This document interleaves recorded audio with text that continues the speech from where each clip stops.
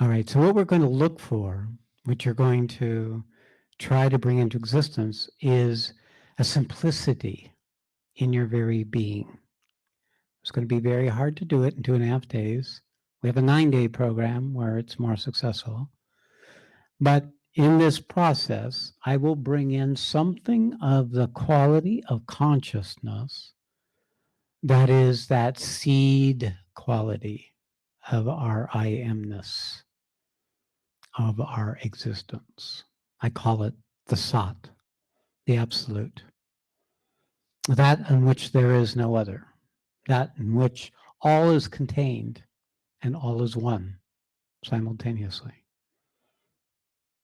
that which exists and doesn't exist simultaneously. And this is not an abstraction.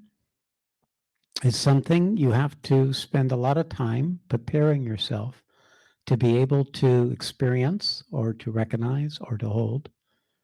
It requires, in the Hindu tradition, a great deal of conscious discipline and withdrawal from the outer orientation of our consciousness and focused inward churning on that very simple quality of existence.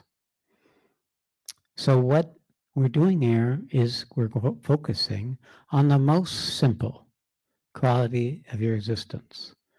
We call it silent sitting. Your idea, the idea of silent sitting, is not to do a technique, is not to do a mantra, is not to strive for a higher or lower state, not to attain anything, but to be silent and still and become aware of that self-existent reality in whatever way you can access it. Initially, it helps to be aware of your breath. Because for the body, breath is essential.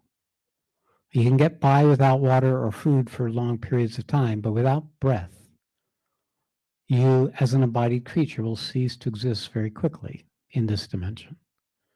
So being aware of your breath, sitting in your chair, as simple and silent as you can be. Now, the nature of silent sitting is that's when you discover that you really don't know anything about silent sitting. You notice your mind is busy. You notice your body is wanting to move. You notice it's uncomfortable. You notice you're bored, blind, you're bored to death. Or you notice, if you're open, that something's happening. And how do you tell that? By paying attention to the energy in your body. See, the body ultimately is what will be able to hold that quality of the absolute. Your mind will expand into awareness or blank out. Your heart cannot grow that vast. The body is the only thing that can learn to hold the absolute. The body is the ultimate vessel for that principle, that essential principle of your identity that exists prior to existence, that exists without the need of an existence. A paradoxical condition of existing and not existing simultaneously in a timeless moment of now.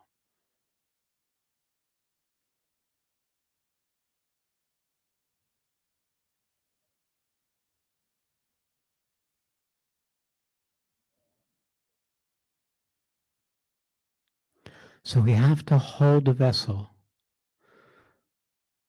that will be able to keep the container intact so that this enormous simplicity can stay with you during those periods where we're not physically sitting silent and still.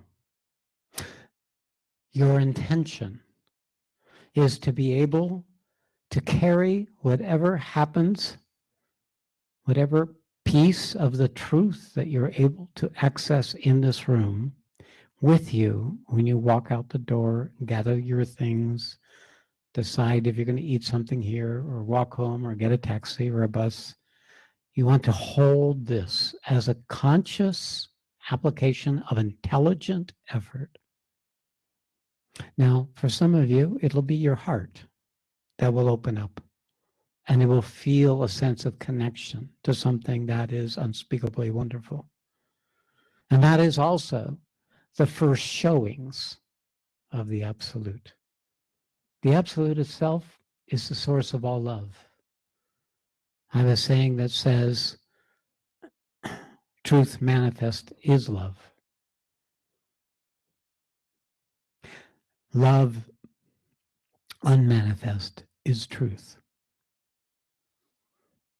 So there is this capacity to feel either a sense of stillness and silence within. It is possible a sense of expanded awareness where there is no body, where there is no room, there is no vessel. It's also possible to feel a current of energy or currents of energy that would be running within your body. It's also possible for you to feel a sense of expanded connection to whatever is being created in this room together. As if you're moving into a relationship with something we could call God or divine. And then you could meet all the other shit that may come up to oppose and resist all the other habits of being that you've brought with you into the room.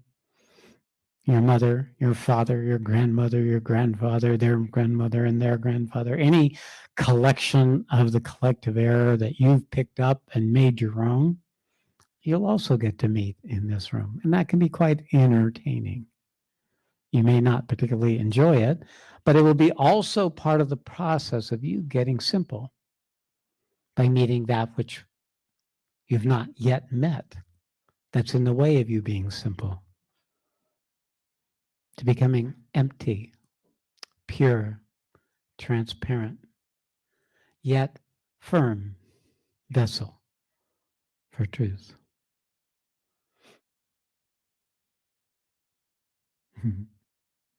There's nothing you have to do. This isn't an application of effort, except to not effort, to not try to think your way through this, to try to figure this out. So as soon as I'm done talking, forget everything I said. Rather, stay in that quality of holding a possibility to show itself, one that you do not yet know, one that you have not yet experienced, but if not that, to meet that which is in the way of that coming. So that's my declaration of my intent for all of you in this room, to discover that reality that you are, or to discover that which is in the way of you discovering that reality that you are.